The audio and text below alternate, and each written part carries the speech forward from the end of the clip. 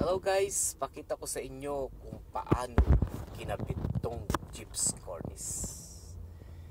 Kung paano o ano ang mga materyales na gamit nila.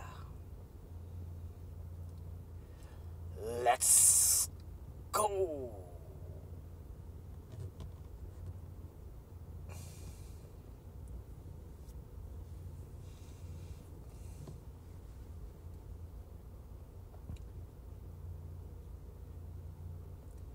Ito guys, yung gyps na materialis nila, ito ay hinulma na sa kanilang factory. Ayan po, yan po ay cornice. Cornice po kung tawagin po yan. Ayan po yung abaka na ginagamit nila para tumibay. At ito po yung powder na nilalagyan nila ng tubig, binababad po sa tubig. Ayan po, kakaskasin mo na yung likod ng gyps. Ayan, puro kaskas na para dyan kumapit yung gyps na pandikit nila. Ngayon, susukatan muna nila at lalagariin. Makunat pong lagariin to, mahirap pong lagariin. Kaya yung talim ng lagari nila, malalaki. Ayan po, nakabit na po nila. At ididikitan po na nila yan. Lalagyan na nila ng gyps. Ayan po, magtitimpla po ng powder. Yan po yung pinaka-glue. Yan, naglagay ng tubig. Ngayon, lalagyan ng powder. Itong powder na to na unti-unting nilalagay sa tubig hanggang sa pag 5 minutes na bago nila to gagamitin. Yan, after 5 minutes, ayan po, yung abaka ilulublob dyan para kumapit yung pandikit, yung gyps powder. Para maikabit na po dun sa may likod ng gyps cornice. Ikakapit nila yan sa may bakal.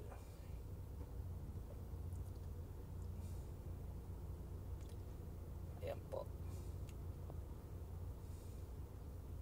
Pinauna po muna namin ang gyps cornice para paglilagyan namin ng kisame. Diyan na lang po susunod yung level ng kisame po namin. Meron po akong video niyan, yung pinagpatungan nila ng level ng gyps cornice. Yung gyps powder na yan, pandikit nila yan, mabilis lang pong matuyo yan. 10 minutes tuyo na po yan. Kaya hindi po pwedeng gumawa ng pandikit ng maramihan dahil masasayang lang po, matutuyo lang po. Ayan, inaayos yung pinaka-corner kasi yung corner na yan, parehas pinaglagarian. May gap po yan, may butas. Ngayon nilagyan ng yung pandikit nila, yung gyps na pinabad sa tubig, para makuha yung pinaka design ng gyps cornice po. Lalagyan, tapos kukunin unti-unti po yung linagay na gyps na pandikit po para maayos po paunti-unti yung kantuhan. Yan po yung kanina dinidikit po, yung nilagay ng abaka tsaka yung pandikit. Ayan po yung pinaka corner. Maselan po itong gawan to, marumi sa katawan dahil kailangan pambuhusan ng tubig bago ikapitan. Ayan po yung finish niya. Kailangan po talagang pulido. Ayan, ang ganda po tignan. So yung mga 3 days bago po matuyo yan. Ngayon kakabitan nila yung kabila, kaya kailangan magtabas sila ulit po.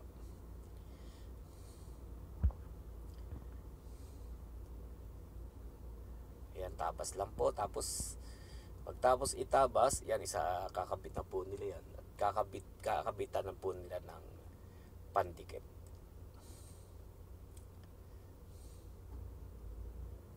Medyo madilim po tong site dahil yung mga ilaw na nakikita niyan talagang nakaladlad po yan.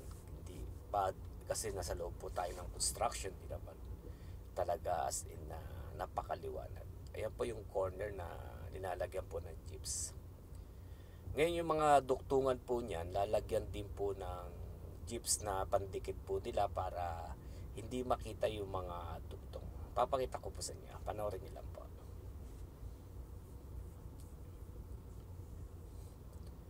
Ayan yung mga duktungan nilalagyan ng gyps para maayos po. Ayan po. Nilalagyan ng pandikit. Yan. Tapos po yung mga linagay pong yan, kakayudin din po yan ayon dun sa pinaka-level. Ayan, para matakpan po yung butas.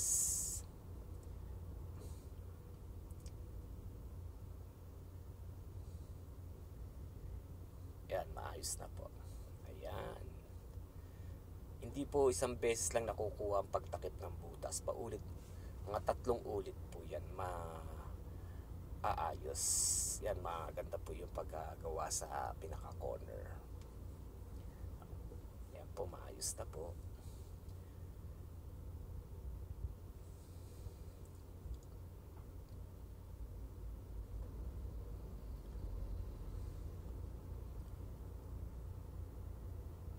Kaya talagang mabusisi po itong trabaho po kita.